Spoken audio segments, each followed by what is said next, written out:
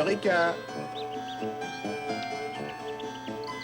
Nous savons déjà que les choses en mouvement sont capables de faire un travail et d'appliquer une force sur une distance. On dit de ces choses qu'elles ont du travail en réserve. Un autre mot pour travail en réserve, c'est énergie. Puisque l'énergie, c'est tout simplement la capacité de faire un travail, et puisque le travail se mesure en joules, l'énergie se mesure également en joules. L'énergie du mouvement s'appelle énergie cinétique. Et maintenant, l'énergie potentielle. Il était une fois un tout petit homme qui devait se battre contre un énorme géant. Tout ce que le petit homme avait de son côté, c'était une fronde. Quand il l'utilisait, la masse de la pierre s'alliait avec sa vitesse pour lui donner de l'énergie cinétique, dont le travail sur le géant était très efficace, lui appliquant ainsi une force et exerçant cette force sur une distance. La pierre avait de l'énergie grâce à son mouvement. En fait, tout ce qui bouge est doué d'énergie, même l'air qui nous environne. Quand l'air est en mouvement, il possède l'énergie qui actionne les moulins à vent. Tout comme l'eau en mouvement a l'énergie qui actionne les moulins à eau. Mais si chaque chose en mouvement est douée d'énergie cinétique, est-ce que ça veut dire que les choses qui ne sont pas en mouvement n'ont pas d'énergie? Dans ce cas-là, pourquoi ouvres-tu des grands yeux devant ce rocher perché sur le bord de la falaise? Pourquoi en avoir peur?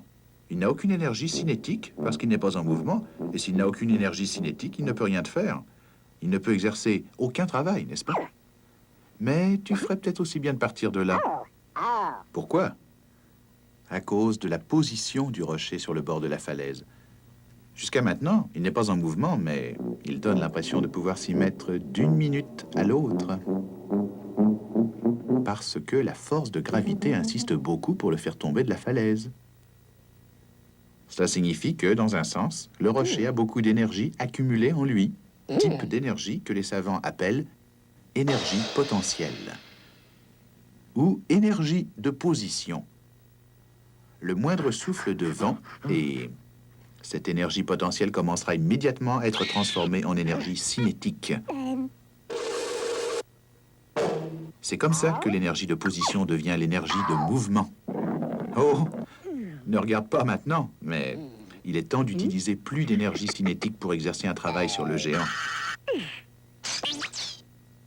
Oh, oh, qu'est-ce qui arrive? Repassons cela au ralenti. La pierre a perdu de plus en plus de vitesse en quittant la fronde à cause de la force de gravité qui essaie de l'attirer vers le bas. Plus elle s'élevait, plus elle ralentissait.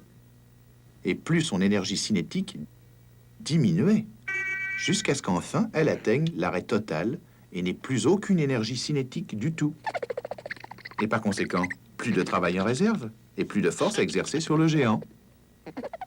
Mais où est-ce qu'elle va, toute cette énergie cinétique? Est-ce qu'elle est perdue pour toujours? Non. Elle a été transformée en énergie potentielle. Tout le travail que notre petit homme a fourni pour lancer la pierre avec sa fronde est maintenant accumulé dans cette pierre. Mais bien sûr, en réalité, la pierre ne s'arrête qu'une fraction de seconde et puis commence à redescendre immédiatement jusqu'à ce qu'elle récupère toute l'énergie cinétique qu'elle avait au début. Pendant ce temps-là, au bord de la falaise, le géant trouve tout cela très amusant. Mais il ferait mieux de faire attention, parce que la plus grande partie de l'énergie cinétique qu'il lui a fallu pour grimper en haut de cette falaise est maintenant accumulée en lui grâce à sa position. Il est plein d'énergie potentielle qui n'attend qu'une chose, être transformée en énergie cinétique d'une minute à l'autre. Attention!